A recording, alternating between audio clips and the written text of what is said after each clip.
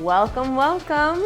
We are here on another episode of the Rocky Road Podcast. Hi, and everybody. Today, yes, we are, we're fans of full transparency. So I'm going to start out by saying that we are telling a retelling of Mandy's story today. And there wasn't anything wrong with it per se, but we were learning and there were some, it's your story. I'm going to let you share. What made you want to re-record today?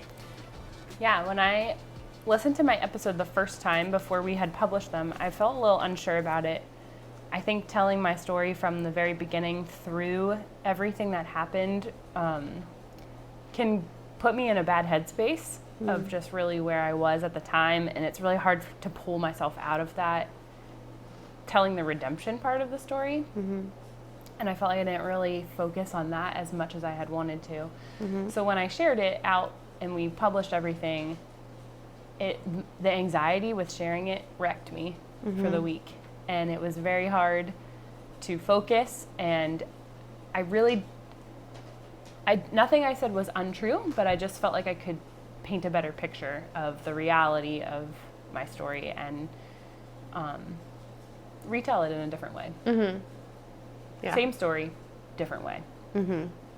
And that puts an interesting perspective on just storytelling in general, whereas when we tell stories that have to do with other people, it's an interesting nuance to say, well, this is my story, this is my feeling, but also understanding that if you're still involved with that person, or if that person is a part of your life, like this person is, then it might be worth rethinking things. But before we start, you said you wanted to play a game?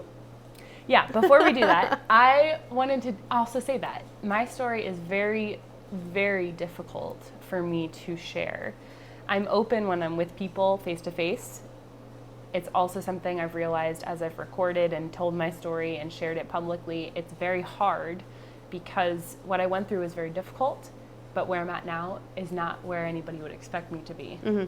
And it's hard because the person involved in my story being my ex-husband, who, fun fact of it, I hate using that term. Mm-hmm. I personally always call him my child's father because it has such a negative connotation. Is it the reality? Yes. But is that what I want people to think of him as? No.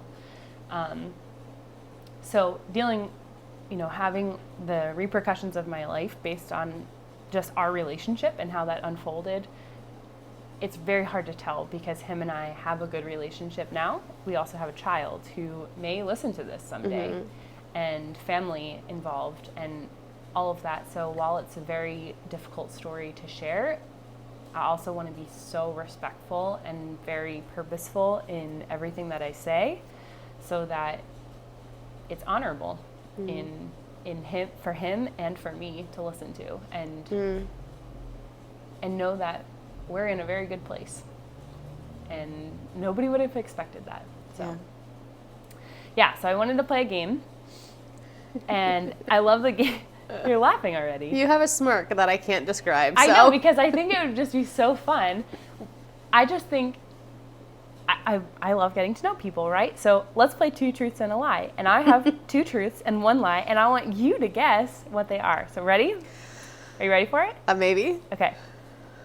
Number 1, I grew up with cats. Ooh. Number 2, I've seen every Harry Potter movie. Number 3, I've flown a hot air balloon. Oh, this is difficult. 2 are true, 1 is not. This is difficult because I know that you have not read any of the Harry Potter books, so why would you see the movies? It's not your genre at all. So How well do you know me? You seem like you probably went in a hot air balloon in Arizona. I feel like that probably happened. And the cats one is just throwing me off because I don't have any idea. I don't know if your mom's a cat person. Or dad. That's true. Oh, I think your dad might be a cat person. Does he hate cats? I'm so stumped. Harry Potter is the lie. That's right. Oh, I feel so accomplished. Quickly through them all. My family actually flies hot air balloons. That's Oh, I forgot about part that. I of think you've told what me. they do, which is Yeah. crazy. People are always blown away. Pun intended. That was a great one. Blown wow, I away. didn't even plan that one. That's how the best ones come out.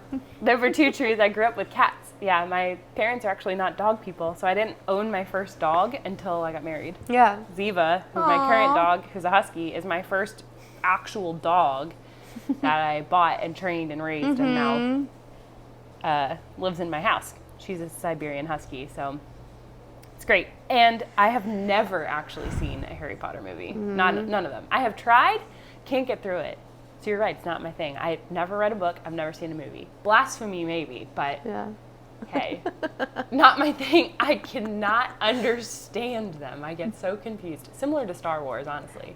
Understand the allure, the plot line. Fantasy behind it. Here's this spell. This happens. Like my brain is like, You're so literal. yeah, it's very literal. I don't understand it. So can't wait for people to. I can't wait to hear about that one. I want to hear the feedback right now. I've never seen Harry Potter. I've never seen Lord of the Rings. I have actually watched all of the Star Wars, but I was equally as confused in all the Star Wars movies. So,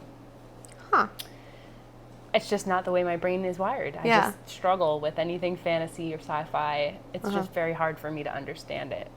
So, give me a good rom-com. I like that. A We're good to go. rom-com. Oh, jeez. So, I like that. We should do that more. That was fun. We'll do it again.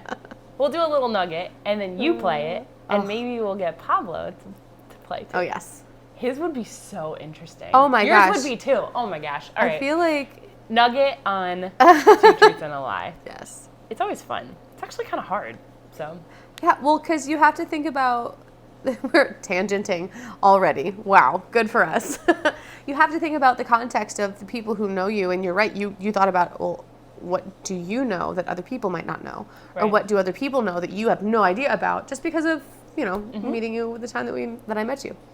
Yeah, we don't know everything about each other. It's Wow. interesting.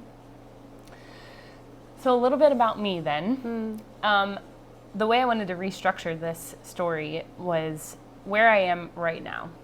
And I wanted to focus on that. So in my head, I was thinking about this, and I was thinking about a movie. Funny that we're talking about movies. And I just am not a movie person at all. But I've seen movies where they start out with the present, and then they go back and they tell the past and bring you up to speed as to where that present moment was.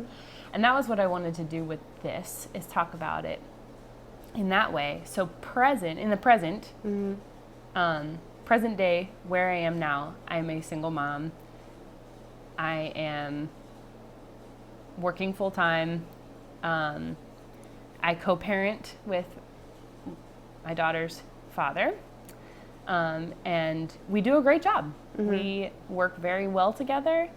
Honestly, I've talked to other single moms, and they have only made me more grateful for him and what he does for myself and for my daughter, our daughter. And I just really wanted that to be the focus on it, is what happened between the two of us is difficult.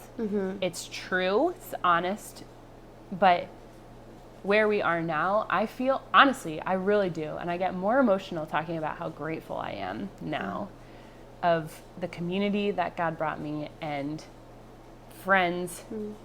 I get more emotional thinking about that than I do what I had to go through to get here. Which is interesting, because that's not what you would expect. Right. Especially since when you were in the middle of the mess, and you didn't think there was light, you didn't think there was hope, you didn't think there was any discernible future, and just to be able to look back and say, I was in that big dark bubble, and then it popped, and here we are. I was actually reading a book today that was really, really good, and I saw a quote in it that I just wanted to share, and it was, the gospel helps create family where there isn't family. I love my biological family. I have great parents, amazing parents. I have my brother and his wife. I've got people in my life, my biological family I love, but the gospel, this quote here, the gospel helps create family where there isn't family. I just teared up because what God did and brought my family are all my friends, my church family. And it was just so, even to Reagan, the fact that she now has an extended family because of what we've gone through is really amazing. And it's hard, that's what makes me more emotional. So just starting there is present day. I honestly couldn't be more grateful for where I am, my life, working in ministry, volunteering at church, on the worship team, writing songs. All of that is just incredible things that would not have happened had everything not happened to me. So it's unique because it's a redemptive story. There's really good things, the beauty from ashes that people talk about. And it's very beautiful, but the reality of what happened is also part of it. And it's not, right now, what I'm living in my present day, today, this day that we're recording this, I would have never expected to be here, nor would I have prayed to be here 3 years ago, 4 years ago. This is not what I wanted, ultimately. But I feel like it's better than I could have expected in such a strange way. I can't explain it. It's really just something you can't explain. The peace and the joy and the reality of it. The fact that I work very well with Reagan's dad and that we get along really great. You know, we co-parent well. We make decisions together. He's a part of our lives. He's a protector. That's just his nature. So I'm very, very grateful. Things like Mother's Day, I get a very nice gift. Valentine's Day, I get a very nice gift. And he uses Reagan to go out and do this. Like, that's their thing. They do this together. Like, let's do this for Mom. And that's a huge blessing for me to have that. And then, obviously, her relationship with her dad is great. She absolutely adores him. So that, to me, is also a beautiful thing. And something to not take for granted. And even for me, being a mom, sometimes it's, as any mom would know, it's very frustrating and very exhausting, especially being a single parent. So majority of the time I just have her myself. It can be very hard. However, certain things are really great. On her birthday, the two of us get together, the three of us get together, and we do something for her birthday every year. Aww. And it's not always the case with separated parents. Not always the case. So I have to remind myself of that, to be grateful for where I am. And I feel like that was really what God did in our story, that our marriage had to break, which is very strange to say, but also the reality and the truth. And it did happen. I can't ignore the facts that happened. So how did we get there? So this is my present day. How did I get there? So I grew up in a great home, great, wonderful parents I've talked about a little earlier. Apparently cat parents. They do, yes. So they liked cats. It wasn't like a weird cat thing, but they didn't want dogs. So I wanted a pet, so I was like, all right, you can have a cat. Yeah. Fun fact, I currently do have a cat. She's all black. She just happens to live with my parents. Just for the sake of my sanity. And did you see the panic eyes where I was like, is there a cat in this house that I've never met?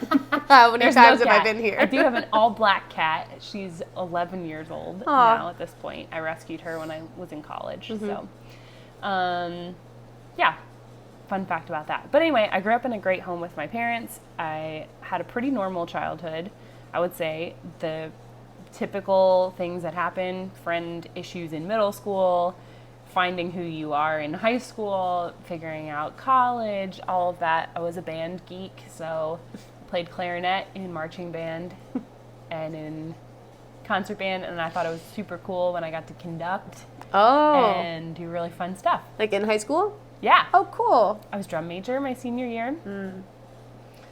That was the excitement of it. Nothing outrageous, pretty normal. I actually remember going to college thinking, wow, I'm living the normal life that everybody expects you to live. with the normal issues. And I don't want to say anything. It was hard to me at the time, but looking back, it was totally normal. When I talk to high schoolers now, same type of drama and, I don't know, normal stuff, I would say. What was the biggest kind of you mentioned friend issues? Yeah, I always had trouble, I don't know, it was like an inner connection. I feel like it's really just, I would lose friends and I'd get friends, and then I had great friends, and then I didn't, they weren't great friends. And this was all through college. Really my whole life, it was just in and out, people in and out, in and out. And sometimes I did things wrong, but I'm definitely a very opinionated person, so I can say things and then not want to apologize for them, even though I should. Maybe things were misunderstood, my character was questioned, and I don't know, or the typical, I don't even know, just jealousy, girls stuff, nothing, I would say nothing crazy. So honestly, it's not even worth really diving into, because it's nothing that I feel like really affects me today. So yeah, again, just, I wanted to be a music therapist since I was a freshman in high school, and that's why I lived in the band room and just practiced my instrument. Was very excited to use clarinet in music therapy, which never happened and still will never happen to this day. Oh. But I love the instrument, and I was actually listening to clarinet music earlier today. I don't know, I just think it's a beautiful instrument. So not an instrument that a lot of people would classify as a beautiful instrument, because they go for like the flute and the violin and you know, the bigger typical ones, but I agree. I think it's there's some tricky things that clarinet players can do that are cool. Yeah. That was beautiful. It is. It's fun, and it was a lot of fun. And taking private lessons, I was taking piano lessons at the time. I was also a ballerina for 10 years, so I did ballet, so I was dancing, and that was really my high school. I mean, I was busy every night of the week. I always had something going on. My weekends were really busy, and that's just the way it was. It was nothing outrageous. Again, and I went to college, and I chose to go to Temple University. Also, fun fact, I only looked at 2 colleges. Duquesne out in Pittsburgh. I looked at Duquesne as well. Duquesne University and Temple. The only reason I picked Temple was because they had a marching band, and I could be in their marching band. That was literally the reason why I picked Temple. Oh, that's right. Duquesne doesn't have a band. Question, what year did you graduate high school and college? 2010, high school. Oh, never mind. 2014, college. So I've been out 6 years of college. Well, I'm 30. I remember that I'm older than you, and I just realized that was a... Okay, Grandma. Listen. No, because I almost went to Duquesne as well. I was between like Duquesne and Westchester. When did you graduate? High school? 2007. Oh, you're not that much older than But me. we wouldn't have crossed paths. So we would have for 1 year. Fall of 2011 is when I... Yeah, true. For 1 year. Yeah. Would have been interesting. I wanted to go to the big city and not Pittsburgh. Pittsburgh's a nice city, though. I know. I honestly don't know much about it. I've only been there. I've been there a couple times. Was literally the only time I've ever been to Pittsburgh. And then I went to Temple, and I was really sold on it because it was so different than where I grew up, and it was only an hour away. That's true. That's one really cool thing about Pennsylvania in general. Is you can be Center City, Philadelphia, and then out in the sticks. Within an hour. Yes. It's very interesting. Yeah, or less. So I liked that. I enjoyed it. I knew it was far enough away that I got a new experience from growing up in a small town with cornfields, but close enough that if I needed my parents, they were right there. So I went to college, studied music therapy, got into the school. I did marching band, which was so much fun, and was just living the normal college life. Yeah. And I feel like the transition from when I was in high school, I really felt like I knew who I was. I loved music, I loved band, and then I got to college, and I feel like I lost that. And who am I? What is this huge world? So living in Philadelphia, in North Philly, was very interesting as a female as well, and just learning about the city, meeting people. Also, fun fact, my roommate in college my first roommate, she was Jewish. And this is how small of a town I came from. She was probably one of the first Jewish people I ever met. Wow. And I didn't think Jews existed anymore. Like, I literally remember thinking, there's Jewish people still out there? I mean, that's the small town PA that I came from. And I met her, and she was very nice, and it was just so interesting. She was from New York City, and that's a big Jewish community. Yes. Oh my gosh, yes. So that was probably one of the first reality checks that I had, was the first couple days of college. And I met some great friends, some of my best friends from college that have stuck with me through all of this and are still friends with me today. I think that's one of the biggest, most important things about growing as a person is going outside of your own bubble at least once in your life. And that Temple was a huge leap out of that bubble. And so you're right, just realizing that this little town is not the whole world. That's pretty cool that it happened very quickly. And it probably changed you as a person and your outlook on the universe. And the fact that it was so close. Because in school you learn about other countries and other parts of the world, and you know that they're out there. But the fact that an hour down the street, people are growing up in urban areas, or people that grew up in a Jewish community, or people that grew up in a Catholic school. I mean, you just meet these people that I had never met before. Every person that I went to school with was, their parents were teachers, or they worked at a local corporation that was right down the street that everyone was familiar with. And that was really it. Everybody was Lutheran or UCC, a couple Catholics sprinkled in there, and that was it. There wasn't a lot of diversity.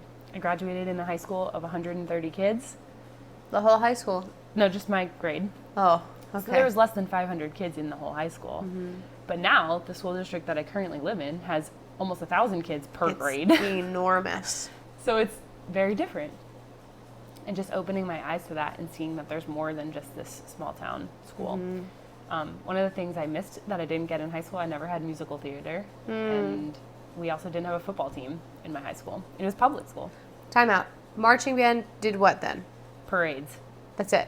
Yeah. How many parades are there per year in your school district? All of the Halloween parades in the neighboring areas. So you've got one big night a year that you cover, one big week a year. About 5 or 6. Yeah. Wow. And fun fact. So you didn't have a field show? No. I didn't actually know how to march in a field show until I got to college. Wow. The field show's like the most, this is nerd. The field show's the most fun part. Like, I know. It's I realized so cool. that in college. I'm so glad you got that experience. I know. It's so hard. It's very hard. There's been a lot of fun facts. Yeah. But this one, my senior year, I was a drum major, and I was so excited to get to lead the band. And I think of the 4 parades we had scheduled, 3 got rained out. No. And they don't get rescheduled. Yeah. So You had one big moment. that was it. Yeah, very anticlimactic. But hey, what can you do? Oh. So anyway, yeah, so then I was in college, and there's so many stories from college, and I would say at this point, I would have called myself a Christian, but I never had read my Bible. I never really studied it. I just believed that God existed. I believed in the Trinity, but there was really nothing more to that. Just a casual believer. Casual. Yeah. Very interesting. Another conversation. But I went out in college, and I remember I worked in Philly for the summers, so I would bike around the city. And Ooh, brave. Yeah, so I know the city very well. Got to know the city very well. Met people randomly at 1 a.m. biking down the street, and they were biking down the street. Hey, let's be friends, and just super random stuff. It was very fun, very free-spirited. Just going out, I'd go to any party, I'd go to any concerts. Concerts as in, like, I've been to a rave, and I've also been to the Philadelphia Orchestra. Totally different. And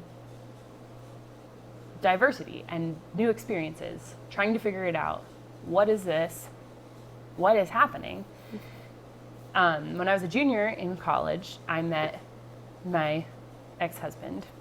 We're just going to use that term for clarity for the episode. Do you want to use like another term, like another Because you looked physically pained saying ex-husband. I don't like saying it. I never say that. I guess I don't know. I'm just going to use it just for clarity's sake in the episode. Okay. But just disclaimer, I never use that term. And I really try to not use that term. And I actually learned that from his mom. And it's out of respect for him that he is my child's father. He is not a bad person. So I'll just use that for clarity. But I met him my junior year. We dated for a while. Actually, not that long. He was in the military. He had joined the military. I had known him for a year previous to that. And we were just friends. He joined the military. He went away. He came back. Actually, the summer he was gone at basic training was the biking summer that I would just, I'd get out of work at 10:30 p.m. I was a hostess at a restaurant, and I'd get out of work, and I'd hop on my bikes, and we'd bike to South, my friend and I would bike to South Philly. We'd grab soft pretzels for 30 cents because they were leftovers from the day, and we'd bike back up home into North Philly. At that time, I was living in my own apartment. So was this a chance meeting? Was this a mutual friend that introduced you to? Yeah, we had mutual friends.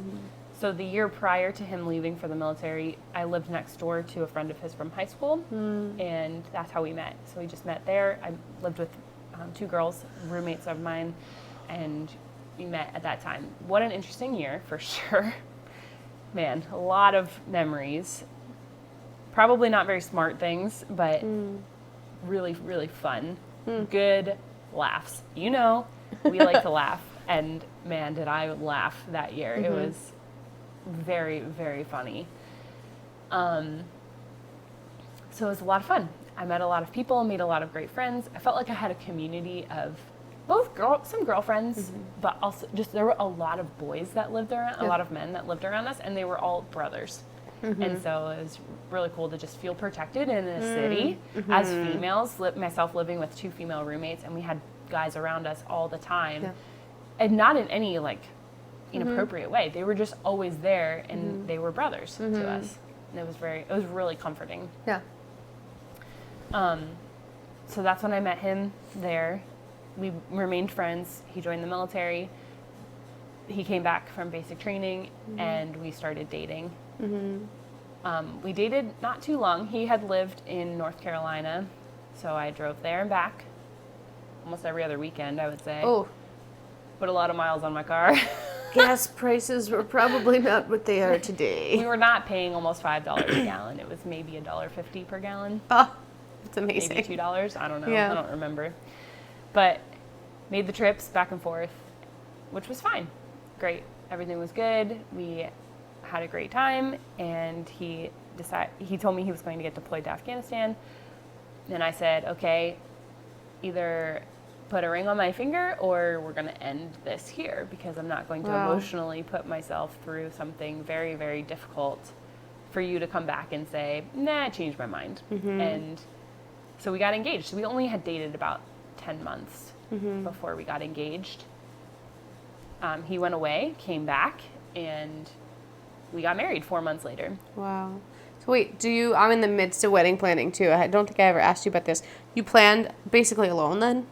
Basically, and that was okay with him. Yeah. He didn't really want anything to do with it. I think he gave me 1 or 2 things that he really wanted. Yeah. And the rest he's like, yeah, I have no preference on. And I don't even remember what they were. It could have been cake flavor or something super random. And he was like, yeah, just do whatever. And I remember planning everything. I'd have a meeting with the florist, and because we had a 220 people wedding. It wasn't little. Yeah. So I'd have a meeting with the florist, and then I'd have a meeting with the caterer, or the country club people. And I'd tell him, and I'd update him. He was like, great. Really super indifferent, just like I really don't care. So it was really special. We had a really good wedding day. It was one of my favorite days of my life, honestly. And it's so interesting because we're clearly not married now, but we were getting married. It's the one day of my life that all of my best friends and all of my family were together in one room, and it was really overwhelming. And I'm really excited for you to have that too. And I have videos from it of people that have since passed away. So that would have been, we would have been married 7 years this year. And it's really cool to just see them. My grandparents are in there, some of which aren't alive anymore. And just to have that was really special. But it was just a really special day all around. Yeah, I mean, I could talk about it because it was really, really great. And no wedding is perfect, but it was as close as could be, I would say, for us at the time. And it's really interesting because now we're not married. Looking back, I know people, and I've seen this, I know people that have been divorced, and maybe it was for a really awful reason, and they destroy their wedding stuff. Oh. Like, they don't want to see it, they don't want it to be around, it's not a part of it. I actually still to this day have all of my wedding stuff boxed up in my parents' basement currently because I want to go through it. But and Reagan's going to want to see. Yeah, as an honor to her, I think it's fair for her to see pictures of us and where we were, what that day was like. But for me, one of the things that I've learned in the process of forgiveness, which we're going to talk about more, is having those memories of that day, my actual memories from my wedding day, are my memories, and they cannot be distorted from what happened after that. True. So they're my memories. I will not let anybody steal them from me, and the joy that I had that day, I will always have. You keep them safe, yeah. And I don't want to look back on it as a bad day. I would put that dress on today if I could, which I can because I still have it. But I loved my dress. I loved everything about it. It was so special. And I'm never going to forget that. So even where we are now, not being married and divorced, I would never want to hold that animosity or bitterness towards the actual wedding day.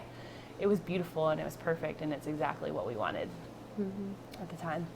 So we got married in 2015 and I was 23 at the time, so I was still so young. But when you're 23, you also kind of think you know everything. So accurate as well. And some people are a lot further along, for sure. So I'm not saying all 23-year-olds are incapable of getting married, but for me personally, I feel like I just still had a lot of growing to do and a lot to learn about myself that I didn't put a whole lot of energy into. And I really wanted to spend the time doing that. So we did get married. We made the decision to do that. We lived together. I was a military spouse, loved it. We enjoyed our time for the most part. It was very isolating. I had to move away from family, but at this point, too, I didn't really have a really deep-rooted community like I do now. So it was fine with me. I moved to North Carolina, and we lived there for a couple years. I wouldn't say anything was drastically terrible, but nothing was mountaintop highs. I wouldn't say nothing. Moments were, but it wasn't all rainbows and butterflies. What was I guess I love the peak and pit thing that we were talking about in our little small episode, but the kind of the best part about your relationship at that moment. What was one of those mountaintop highs? I would say up until that point in my life, nobody made me laugh harder than he did. Oh, yeah. And I love to laugh. Challenge accepted. I need to cough. What moment is this? Okay. Anyway. So nobody ever made me laugh as hard. And one of the pits, I would say, is that neither one of us really knew what we wanted to do with our lives. I was working in a music store. He was in the military, but he was very unsure if he was going to stay in. I didn't really know what I was doing. I went to school for music therapy, but where we moved, there was no music therapy jobs. And it's so difficult location-wise. Sometimes you have to, like, unless you want to actually make your own program, you're out of luck, which is interesting about that field. Yeah, so that was really hard to understand that I graduated from where I did hospice for my internship for music therapy. And absolutely no hospice would hire me. There's no funding where we lived. It just was not an option. So I did a little bit of contracting work for the Wounded Warriors, but my main full-time job was in a music store. So it was good. I loved it. One of my best friends worked with me there, and it was a good time. From that point then, we lived there for a few years. We decided in 2018 that it was time to move home. His contract was over. his sister was going through a terminal illness at the time. It was very difficult for him and his family, myself included too. And we decided to pack up our things and move home. So you married at 3 years at this point, so 2015 to 2018. Okay. Yep, almost 3 years. We had Reagan as well, our daughter. So our daughter was born in 2017. Guess I should have thrown that in there too. So when we did move home in 2018, she was a year and a half. Got it. And there's a lot of things that happened in those 3 years. We bought a house. We had moved. We lived a military life. We, had full-time jobs. Just learning to live on our own, be a married couple. What does this mean? Learning about each other. Normal stressors of life, but really the military life is very stressful at times. Sometimes it's really great. Sometimes it's very hard. He would go away for a couple weeks at a time for training. So I'd be home by myself for a couple of weeks, but I was working. I mean, just the normal, everyday, day-to-day things that were hard. Yeah. And so we decided to move home in 2018 to help his family out and to be just with our families. That was really the biggest reason. Reagan was a year and a half, and we wanted her to be around her family and her grandparents growing up. So we moved home. And when we moved home, there were a lot of family stressors, things that were happening. And it was really hard on both of us. Neither one of us are perfect. So full disclaimer there, I was not a perfect wife, and he was not a perfect husband, and that doesn't exist. So as we moved home, there was a wedge put between the two of us with getting new jobs, coming out of the military life. I was headed in one direction, and he was headed in another direction. And I would say one of the biggest things I've learned now is that the core of our relationship not being rooted in Christ made for those different directions to break that sandy foundation that we had together. I wouldn't say it was unstable, but it wasn't rock solid. So if you could say something that it was built on, what, if you can even, that's a very difficult question, I understand. What was your relationship? What was the kind of the core belief in your home? Were you focused on just each other as husband and wife? Were you focused on the military? Were you focused on, what's something that you built on? I would say our initial attraction to each other was our senses of humor and just our personalities blended really well. And we had very similar morals. We still do today. Our belief system is very similar. Respect is very high with being military.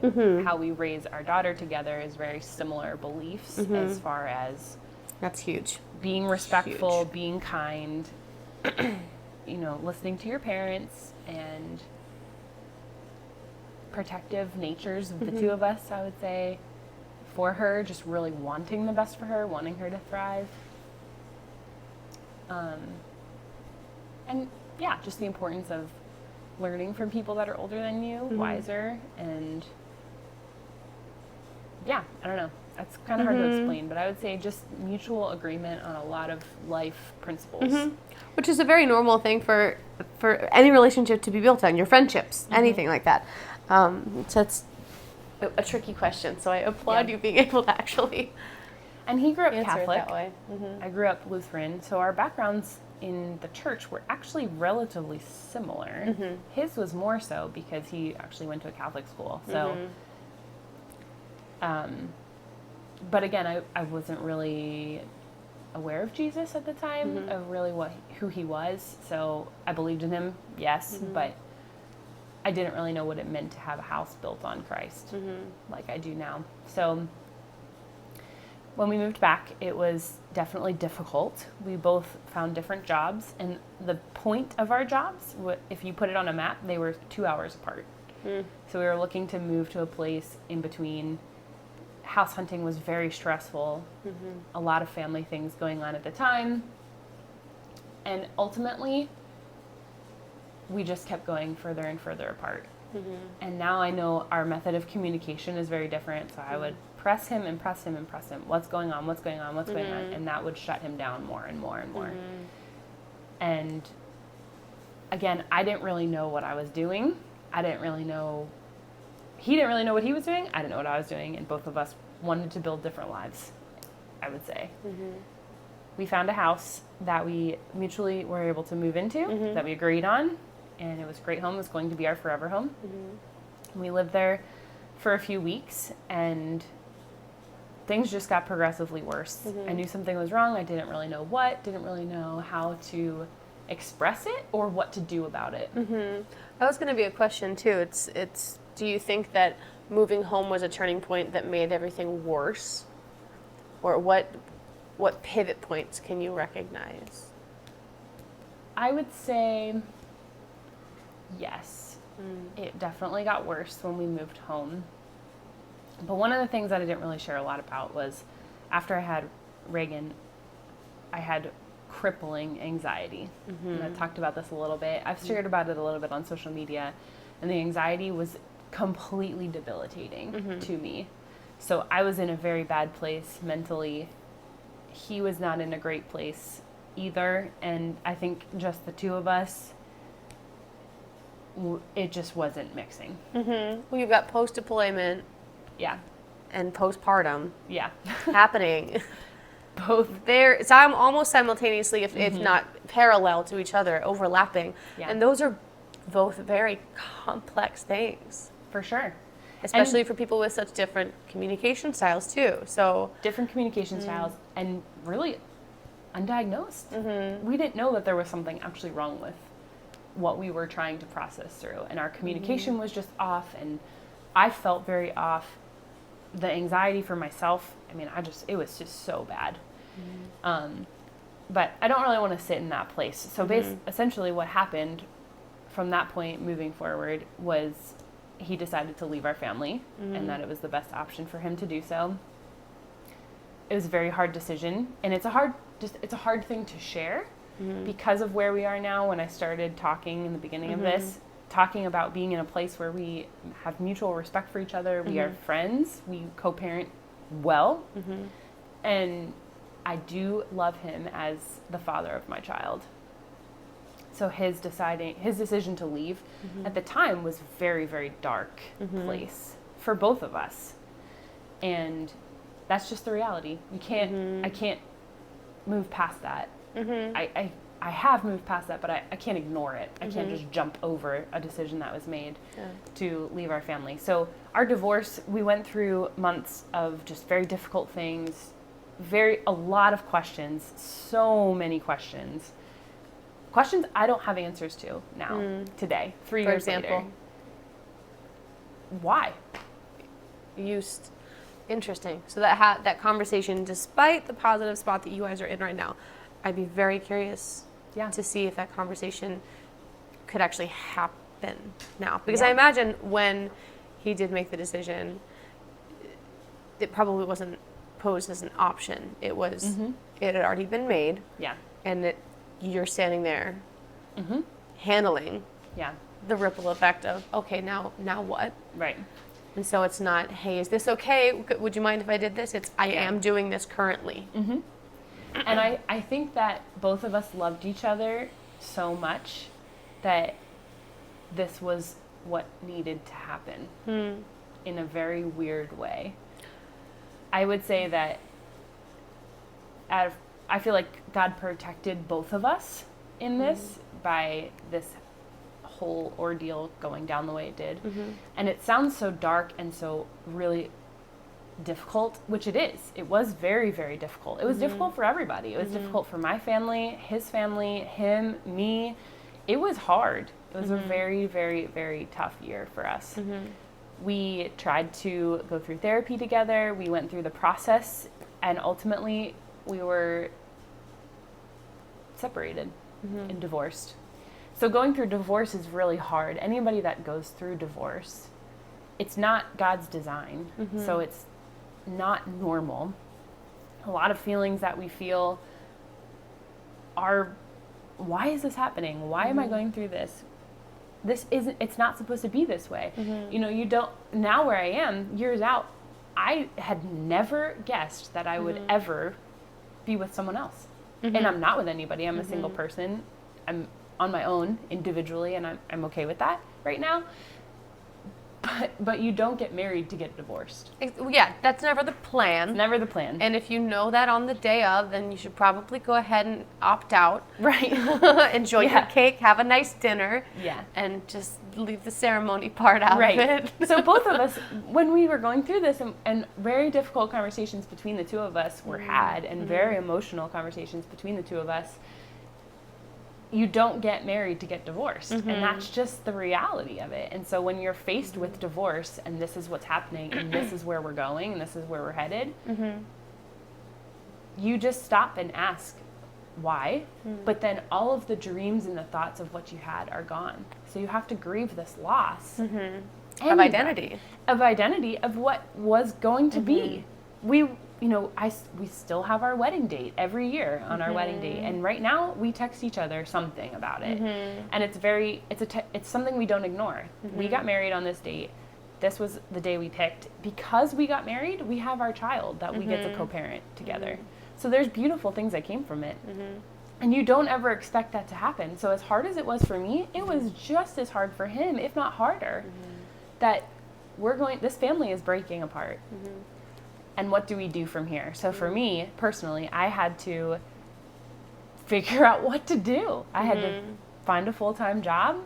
What do I want to be when I grow up? I was 28 years old, and his sister had passed away at the time. So during the terminal illness, you're dealing with grief within our families. And there were so many questions outside of the two of us. So our friends, people would ask us, what's going on? What's happening? What's happening? And just, we're going through something really difficult. It's very hard. We don't really know what's happening either, but this is the reality of it. And I know for him, he kind of shut down. For me, I needed people. And that, again, it's a communication style difference. And so I ran to the church, and my church family picked me up, and they rescued me from just a lot of everyday things. I had to be a parent of a small child, and he was too, but in a very different way.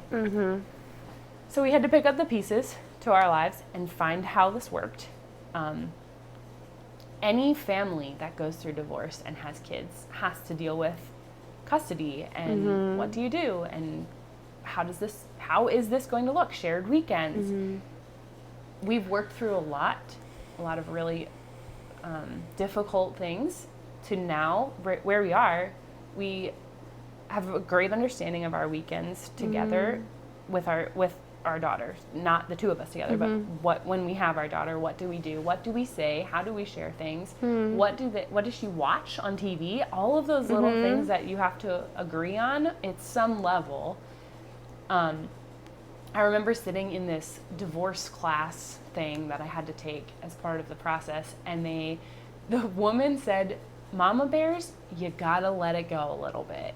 Because man, I was like, I was up, and I was like, I'm gonna win. My child needs to be raised in this specific way. Yeah. And I remember her saying that, and I was like, okay, I have to let her dad be her dad. And that was a freedom that I found in that. For her to just be able to experience her dad. And the way that we are now, so we went through this very difficult time. Our family split. We divorced. We went through some therapy, which was really important, very healing, but ultimately we stayed separated. And then God just started taking our story and allowing us to become friends again, allowing us to have mutual conversations, which involved very difficult things along the way. Some boundary things that needed to change, just people. God needed to put me into a safe place of community with people that the job that I ended up getting was a really great avenue for me to just rest, be behind a computer screen, but also have people there to talk to. I had a lady that she was so special to me, still is to this day. I would meet with her every Friday morning and we'd pray together, and she'd just say, "How was your week?" Almost the same thing. What were your peaks and pits of the week, and what's going on? And we met every week for about a year. Wow. And that, I think that's the biggest thing I can share. You're going through divorce, you're going through something that you didn't ask for. It was something I didn't want. I did everything to save my marriage and my family. Ultimately, I had to give up that dream, I guess I would say. Well, you had the expectations. You brought this word up before in the conversation. You had certain expectations of this is going to be my marriage. This is going to be my life. We bought our forever home. Yeah. And then to go back to that word, you alluded to when we were headed towards divorce. Did you know before he shared that decision with you, did you know, was there an inkling of an assumption that it was coming, or were you blindsided? I knew something was wrong. I didn't know what was wrong, and I didn't know to what extent that it was. And then as it was slowly revealed to me, and I had to face the reality and swallow the facts of the matter that my marriage was over, I had to let go of those dreams. And most of them were worldly things the world tells you, which is just something I always am so fascinated by. You know, you get married and you're going to have your 50-year wedding anniversary and you're going to be that couple that's, I mean, how many people make it to 50 years? Not the that ones many. who are married People that are right out of high school. you also have to survive. Yeah. Exactly. Like, you both have to survive this thing. So I don't know, just a lot of those dreams, and even just thoughts of where am I going to live and where are my kids going to go to school, and am I going to have more than one kid? I thought I was. And I only have one child, and I'm good with that. I was going to ask, do you want another one? That's another conversation for down the line if it ever comes back up again. But the reality is that's not at all what I expected my life to look like right now. But the way my life is right now, I'm so grateful, and it is so beautiful. The fact that him and I work well together through very, very dark moments that him and I walked through together and separate.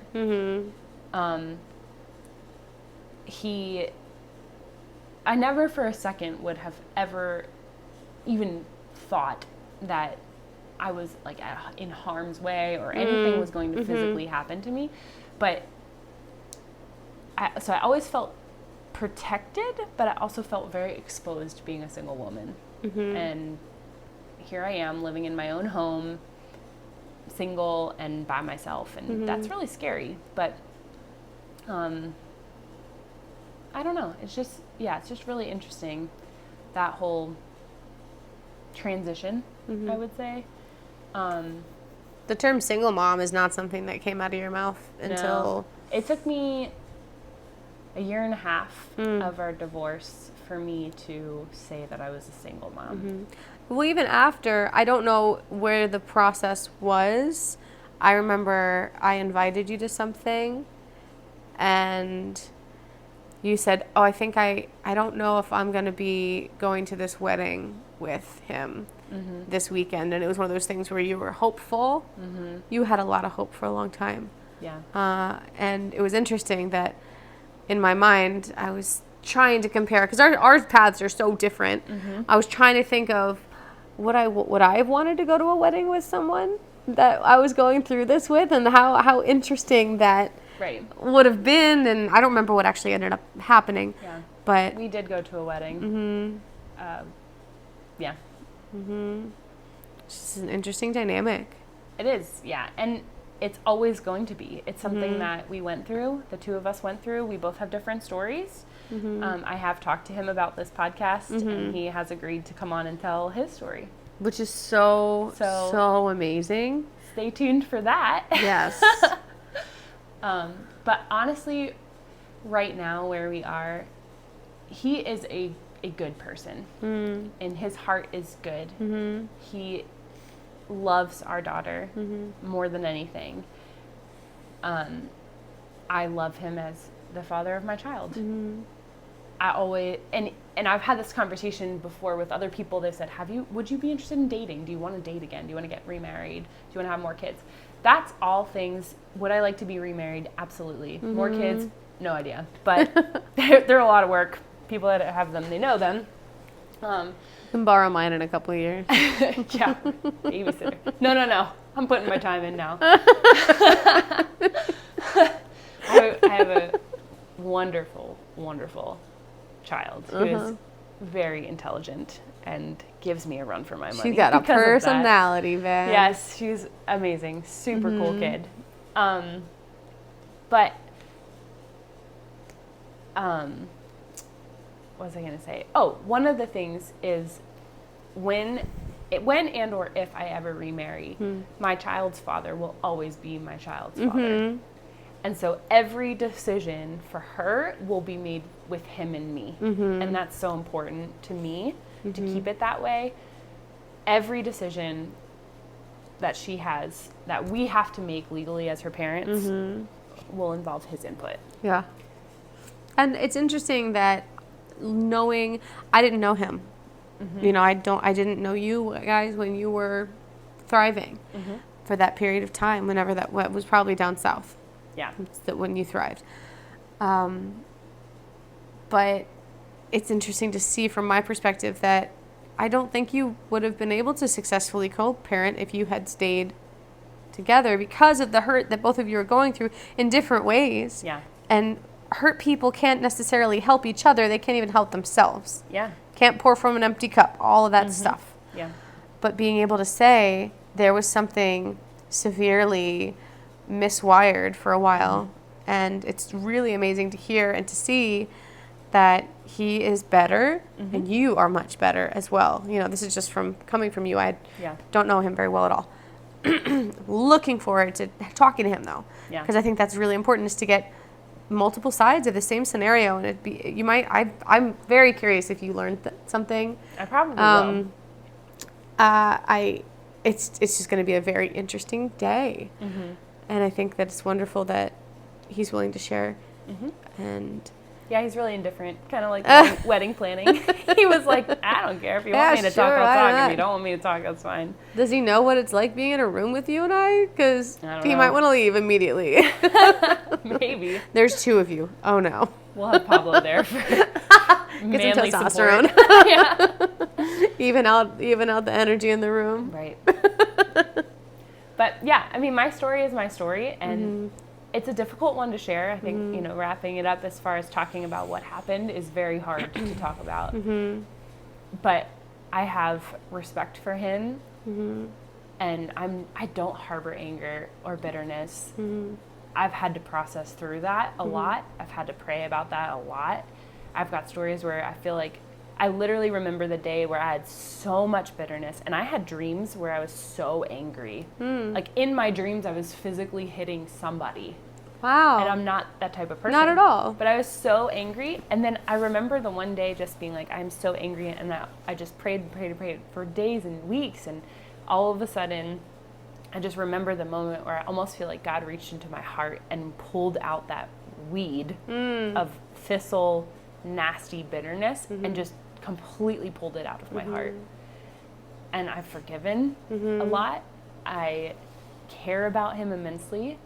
I'm very grateful that Reagan has her dad in her life, that we can co-parent. She doesn't know that mom and dad went through very difficult times. She knows that mom and dad are friends and they get along, and that's about it. And sometimes we call it, like I'll call him and I'll say, hey, Reagan said this or is doing this, and he'll be like, okay, just so I know. And then he'll say it to her and she's like, how do you know that? And he's like, because mommy and daddy talk. Yeah. Like, that's just how it is. We try to keep communication open. We try to raise her the very best we can. She is a priority between the two of us. And we just continue on our lives. And this is the way our life's going to be for the foreseeable future, maybe forever, this is how she's going to be raised in this kind of home. And that's okay. God is bigger than a divorced family. He's bigger than our home, our past sin and our consequences and what we've chosen and what we've gone through and who we are. And I hate being a single mom, but I'm a single mom, and it is what it is, and God's bigger than that. And God's going to give Reagan her story, that she's going to grow up with two parents that get along. Can we interview Reagan?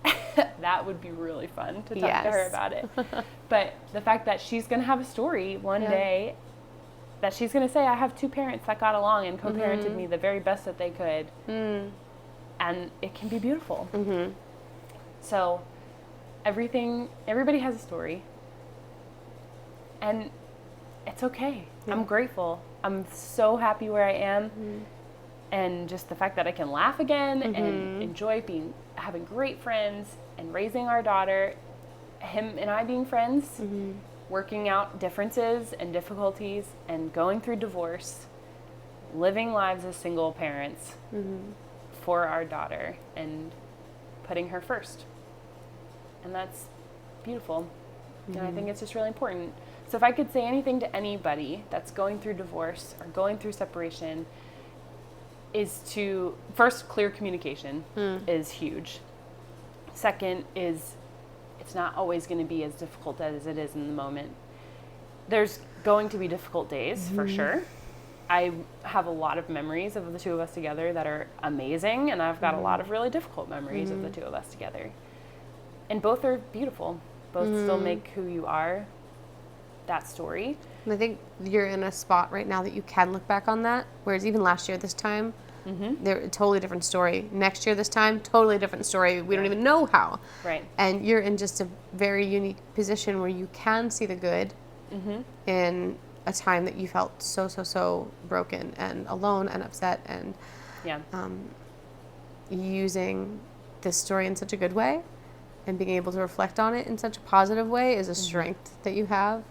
Where some people just like destroying wedding pictures and memorabilia, like I can't imagine what someone must have had to go through to want to destroy any memory of that day. And I'm not gonna lie, I had moments of that too, but I think just trying to heal myself was more important than any kind of revenge or bitterness or making his life more difficult. It was really, let me work on my heart. Where's my heart at? And I mean, I pray for him all the time, and just for him to have peace, and for Reagan to grow up having loving parents. And if that means she gets the love from the two of us separated, she gets more love than maybe if we were together. It's a question you don't really know. Yeah, we won't know. But she's in two peaceful places that she gets to enjoy and thrive, and she's got friends in both places. Yeah. Friends in low places. Just kidding. I just love Garth Brooks. Oh, really? Oh my gosh, he's like one of the best concerts I've ever been to. Really? Yeah, love him. Interesting. You need to see him in concert. That'll change your perspective. Yes. Guaranteed. I have very strong opinions about people who are recording artists versus live musicians. Amazing live musician. Sometimes. Really good. He played for 3 hours. Wow. Didn't stop. Did an acoustic set in the middle, but didn't stop. Oh my It was gosh. crazy. Let me tell you. Let's digress. Is Garth Brooks one of your songs?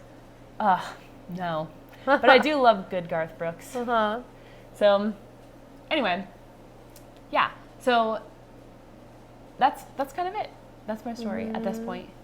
It's a difficult one, but it can be really beautiful. And when I look back, there are some times that are really difficult, and there are some times that are really encouraging. And really, it's still evolving. It's still evolving. You're living in it. It's a growing story that will never end. And it's just a part of my life, and it will be forever. Now that we have a child together, that she will always connect us, no matter what. Yeah. So my songs, okay, so we have to talk. The first song that I felt like getting through the season of everything was called Miracle or Not. And that song, when the first time I heard it, I wept. And probably consecutively the next 12 times I heard it, I also just cried. Because I had to make the decision that ultimately our marriage was not restored. Do I still trust God? And is God still good? When what I had prayed so badly for and hoped for didn't happen. But that happened, and then but that it happened in a very unexpected way. It did happen in a very unexpected way. But I feel like that's in a lot of people's lives. They can have a dream or something that they really, really want, and then it changes. Whether that's a marriage, whether that's professionally, whether that's in a friendship or whatever, it can be so many different things. And then that dream changes, and it's, God, are you still good? And I felt like a few times he was like, do you still trust me? When things aren't going your way Yeah. or what you expected, do you still trust me? It's like that kid, like, I'm not touching you, I'm not touching you, I'm not Right. touching you. Yeah. And there were moments where I was like, God, this is not fun. And he was like, do you trust me? So a lot of heart checks there. Oh, man. But so you gave 2 songs. So I would definitely say Miracle or Not. Not a competition, Amanda. I know, but like I have to give another song. I just have to. Okay. And so Miracle or Not was definitely the song that got me through that season. And It's a beautiful I still come song. back to it. So check out our playlist for that because it's there. But the other recommended song that I have to give, which is probably like my life song. Hold on, can you guys hear her smiling right now? Because it's so blinding. You're going to laugh. Oh, gosh. Like, okay, my life song has to Your to life be song. by the Backstreet Boys. Oh, what? Everybody, Yeah. like Backstreet's back. I mean, Can you- come on. I need you to explain this right now. There's no explanation needed, honestly. Is this just like your ultimate You know, hype this song? is the explanation. It has to be in the playlist.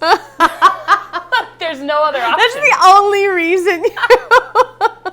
That is your life song. I'm going to It is remind my you when you're life song. 95 years old that is your life song. And you're going to be like, I've seen the Backstreet Boys in concert 4 times, going for my 5th this summer. your nostrils are flaring in excitement.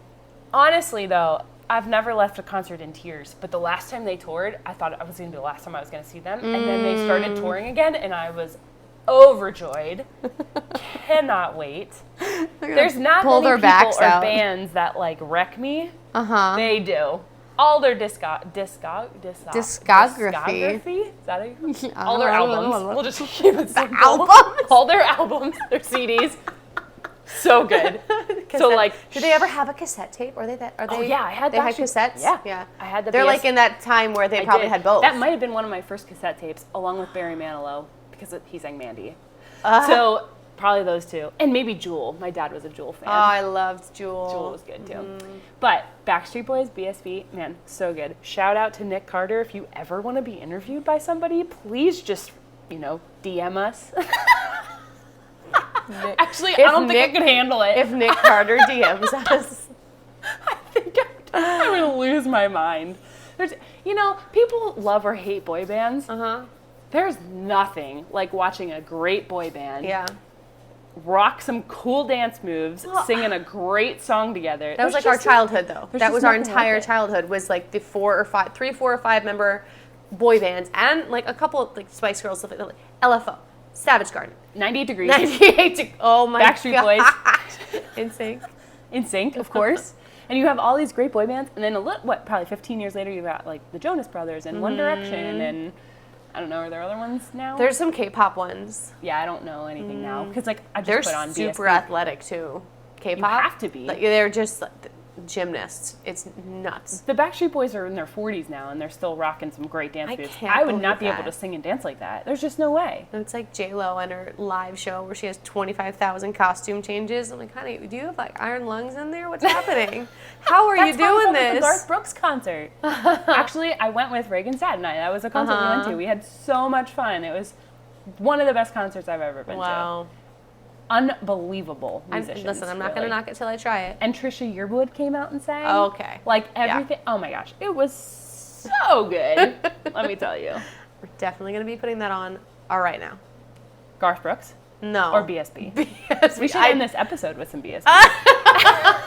No, we can't. I just don't think I can handle it. My heart beats like my hands sweat. Just like getting so excited about the She's Backstreet Boys. hovering 6 inches off the couch at this moment. It's just so good. Vibrating I just with can't- excitement. I just can't. There's nothing else that brings me joy. That's not true. But like, this is bringing me so much joy. Reagan, mommy doesn't mean it. It is like, she knows the songs. Reagan sings them with me. course Because she of does. course she's going to know them. Naturally. You got to know the classics. For her, she's going to be like, oh, the oldies that mom plays? Yeah, The BSB. The oldies.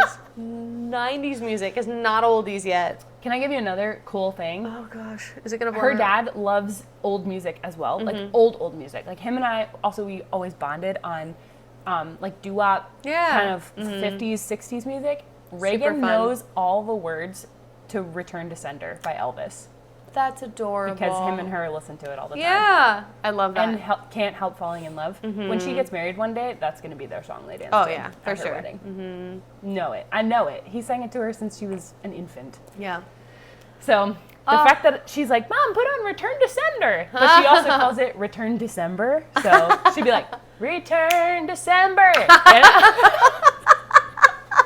You sang that as if she was like a 95-year-old woman. Return December. That's what he sounds like in his song. Anyway, good times. Wow, we took a turn. I love it. We did. Your eyes are And watering. on a high note. On a high note. Oh my gosh.